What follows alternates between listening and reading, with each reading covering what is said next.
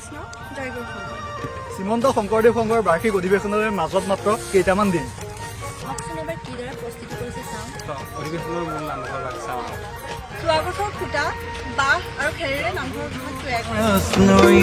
পৰাচতীয়ালৈ তেজপুৰৰ পৰা চাৰিদুৱাৰলৈ নাগ শংকৰ আৰু উত্তৰ জামুগুৰি মধ্যতে আছে আমাৰ জামুগুৰি সাতো আঞ্চলিক মিলি।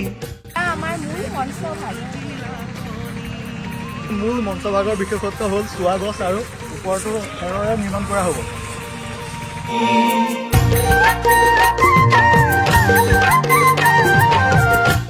এয়া হৈছে ৯৫ সংখ্যক বাৰ্ষিক অধিৱেশনৰ যি মূল ধৰ্মধ্বজা, তাৰ কাৰণে এক ব্যতিক্ৰমী ৰূপত পতাকাবেদী নিৰ্মাণ কৰি থকা হৈছে।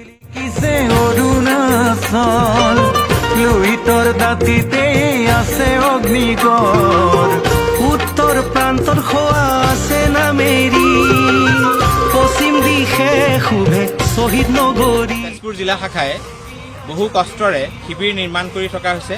আপোনালোকৰ দৃষ্টিগোচৰ হ'ব শিবিৰখিনি কিদৰে নিৰ্মাণ কৰিছোঁ, এবাৰ চাই লওক।